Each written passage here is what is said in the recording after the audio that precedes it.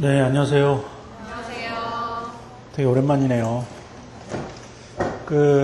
오늘이, 절기상으로 입추고요. 12일 날인가가 아마 말복이 되는 걸로 알고 있는데, 이제, 진짜 제일, 여름에는, 낮 시간에는 제일 더운 시간이고, 그 다음에 우리가 9월 5일까지 강의를 하거든요. 근데, 9월 5일 정도 되면 이제 여름을 지나서 이제 가을로 가게 될 것 같은데 좀 걱정되는 부분은 지금 거의 한 달 정도 되는 시간이 낮 시간이 좀 덥고 좀 그래가지고 빨리 좀 체력적으로 좀 지치지 않을까 하는 게 조금 걱정되는데 어쨌든 우리 26회 동안 저 국제정치를 같이 공부하기로 했고요. 제 이름은 신희섭이고 그 다음에 혹시 중간에 공부하시다가 궁금하신 거 있으면 쉬는 시간하고 끝날 때 질문하시면 되겠는데, 혹시, 그럴 일 별로 없을 것 같은데, 가셔서 이제 복습하시거나 하다가 궁금한 게 생기시면 메일을 쪽으로 보내시면 답을 해드릴 테니까,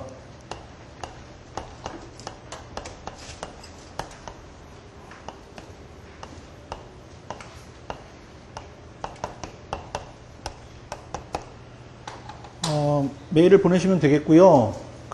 될 수 있으면 수업 시간에 그때그때 바로바로 질문하는 게 제일 좋아요.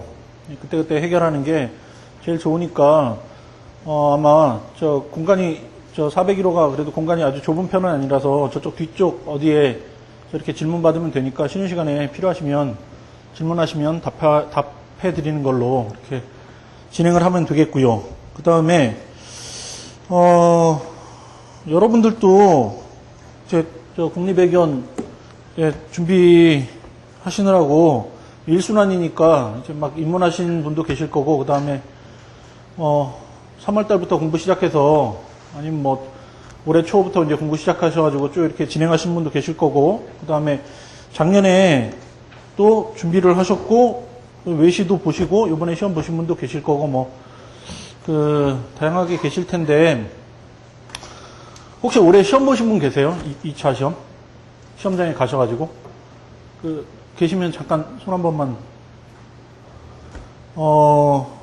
시험을 보셨고, 안 보신 분들은 문제는 구해 보셨을 거라고 생각은 하는데, 안 하신 분도 계실 것 같아가지고, 오늘 자료를 총 5가지를 드렸는데, 그 중에 이제 문제가 총 3개고요.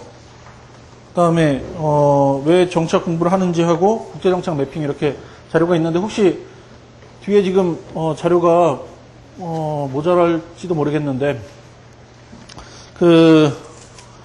혹시 자료 못 받으신 분은 옆에 분하고 잠깐만 같이 보시고요. 조금 이따가 다시 드리도록 할 테니까 같이 보시고,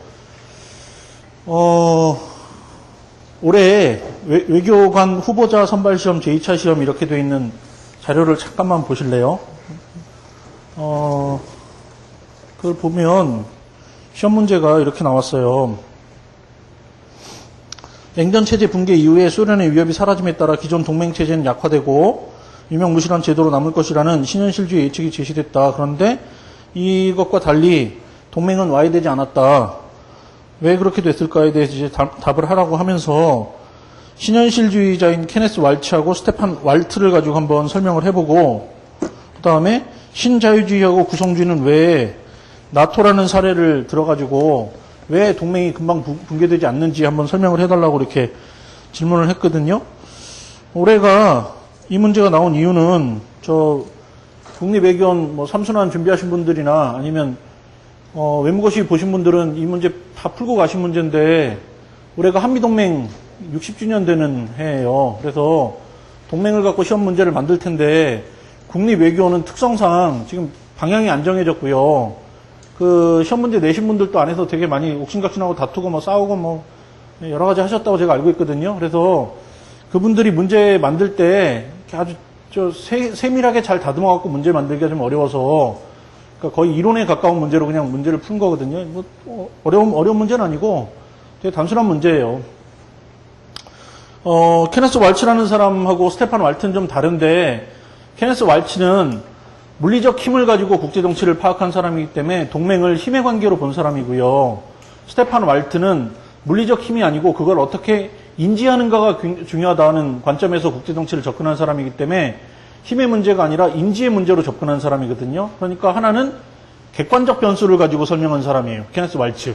그래서 국력의 총량 이런 걸 가지고 본 사람이고, 스테판 왈트는 그 국력의 총량이 문제가 아니고 그게 직접적으로 나한테 위협이 될 것이냐 말 것이냐를 가지고 한 위협 이론가거든요. 그래서 뭐 되게 단순하게 하면 하나는 세력균형 이론가고요. 세력균형, 밸런스 오브 파워 시어리를 한 사람이고 파워를 가지고 설명한 사람이고, 다른 한 사람은 밸런스 오브 스렛, 그러니까 위협균형 이론가라고 해서 위협의 인지를 가지고 설명한 사람이기 때문에 그것만 구분하실 수 있으면 이 문제는 뭐 수월하게 가셨을 거고, 밑에 거는 사실은 좀 다른 문제인데, 완전 이론 문제인데 4개가 다 지금 다른데,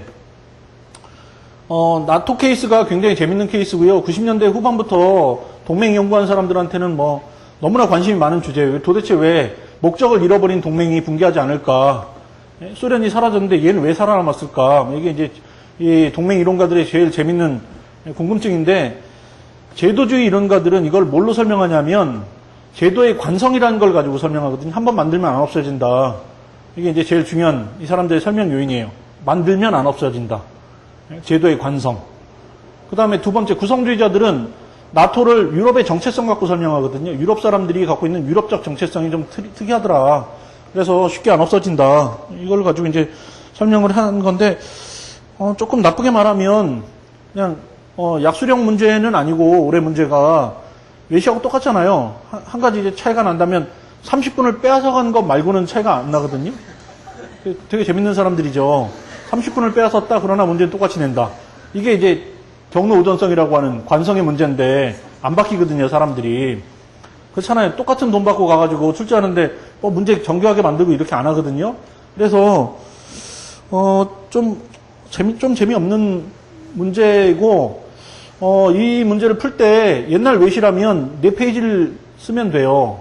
100점이고 120분 시간이 있기 때문에 목차를 한 10분 정도 잡는다고 가정하면 110분을 글을 쓰면 되니까 그렇게 쓰면 됐는데, 90분밖에 시간이 안 주어졌기 때문에 10분 정도 목차를 잡거나 15분 정도 목차를 잡으면 여러분이 쓸 수 있는 시간이 거의 70분에서 80분이 안 되거든요. 그러니까 예전처럼 4페이지를 쓸 수는 없고요. 3페이지나 2페이지 반 정도 쓰시면 아마 거의 다 내용을 채울 거라서 요약만 정확하게 잘해주면 되거든요. 그래서 이 문제는 그냥 이론 가지고 설명하는 걸로 만들어놔서 이렇게 문제의 정교함은 떨어져요. 그래서 시험 보시면 공부 많이 한 사람들이 오히려 불리한 문제인데 한국 얘기를 넣을 데가 없거든요. 예. 보통 우리나라에서 외시를 공부하는 사람들이 시험을 보기 때문에 보통은 이제 맨 마지막에 우리한테는 그러면 이게 도대체 어떤 정책적 함의가 있을까, 이걸 좀 고려해가지고 글로 만들어줘야 되는데 그걸 넣을 수 있는 공간이 안 나와요. 그래서 그냥 좀 공부를 좀 약하게 하고 그냥 기본적인 이론 베이스만 충분히 가지고 있으면 그냥 그 정도로 딱 쓰는 정도에서 만족하고 넘어갔어야 될 문제인 것 같고요.